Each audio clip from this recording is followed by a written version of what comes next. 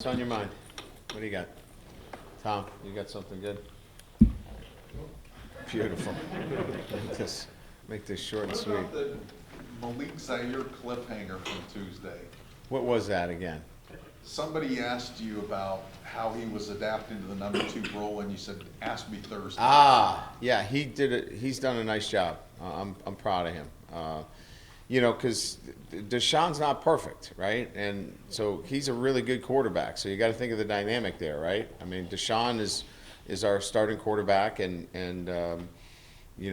he's still evolving. He's still got some things that he's got to work on, and Malik's a really good quarterback. So you can understand he's probably, gnashing his teeth sometimes, going, "Hey, give me a shot here. What's the deal? We're 1-3." But he's being a team player, and he's out there working hard. I'm proud of the way he's handled himself. So that's the answer to that question. Brian, you also said today you hoped that the defensive players would all I threw a know lot of where. stuff on Thursday, huh? Yeah, made all kind of promises. You said you hope by today that the defensive players would understand what you're trying to accomplish this week and they'd know where to be. Yeah, I feel pretty good about where we're at with that process. Look, we can't cover everything. I mean, they play fast, and we know what we want to do. I mean, we know what the plan is. We know what we need to execute to slow down a very, very good offense that plays fast and has the ability to push the ball down the field against with talented receivers. And the guys clearly know what the plan is. Now we got to go out and execute it. So I feel good about that knowledge, and now we got to go play. You had mentioned you had talked to Bob Diaco, and I realize you guys were on different defensive systems, but they held Syracuse to 66 offensive plays without, again, giving away trade secrets. Was that a valuable conversation to have? We didn't get into the specifics of that, really. We were actually talking about some other things, and he was talking to Coach Elliott about some other matters. So we didn't get into the specifics of that relative to the plays. There's some things that we had questions relative to some personnel issues. How was Morgan describe you kind of being with the defenses like the dean walking into the classroom? How would you gauge how the other defensive players reacted to you kind of being more hands-on this week? I think it's just like anytime the head coach is around, they know that there's an attention to that side of the ball that requires for them to be on it. And, I think their attention's been great. There's been some, I think, a real good energy over there. But that doesn't do anything unless you go out and play. They got to go play, and they got to go execute. Have you made a decision yet about Nick Watkins, his status moving forward? He gets his final X-ray tomorrow. Okay. Yes. Coach, I'm wondering, we talked to Drew Tranquil yesterday, and he kind of asked him, can you pare down checks, or do you have to pare down checks because you're playing an up-tempo attack? And his answer was just intriguing from a couple of directions for me. Can you, in today's game, pare down checks defensively and offensively to almost rarely doing it, as you used to call, I think when you got here, some teams you played, some teams you coached were call and ball, let's go, here's the call, go play. Mm-hmm. Is it really difficult now with all the specialization in college football to do that? I think you have to, you can't stop everything. You have to rely on toughness and heart and determination, and that's got to win out on. They've got better leverage, and I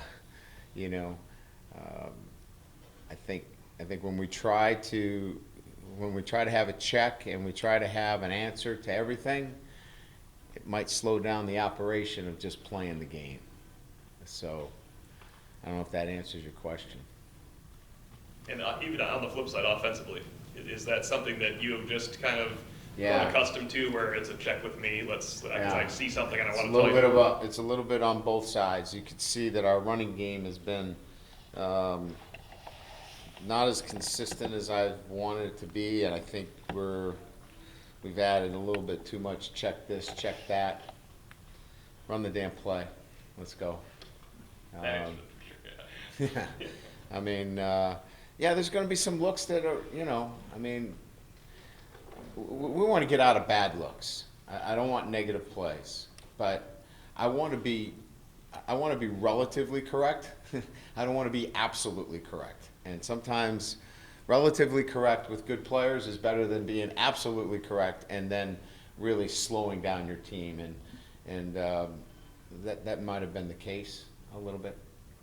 Does that go back? I mean, you have a really impressive record when your quarterback is a true freshman or a redshirt freshman, 23 and 4 in those games here, where maybe when you pare it down a little bit, make it simpler, does that have any maybe effect on it? Well, when I'm forced to kind of go back to what I believe are the tenets of our offense and defense, I kind of revert back to those basics, and we need to get to those. So maybe we'll see those. Brian, I'm sure your priority with Greg Hudson is just getting him up and rolling with this Yeah. defense and Yeah. familiarizing. At some point, do you introduce him as a recruiter? Does he become part of your recruiting process? That's he's got to pass the test. So we got him studying late at night. No, I'm facetious in saying that, but he's got to pass the test. We've got to go through that process, and but certainly there'll be a role there for him in the recruiting process, and he'll have that opportunity. But you can imagine it has not been a priority this week for him, but it'll be something that it has been addressed relative to him taking the exam next week and getting him going in recruiting. And then one last injury thing from me. Mike Adu, I thought I saw him walking with Sean Crawford next to his scooter. Is he not close to coming back? He's almost 6 weeks.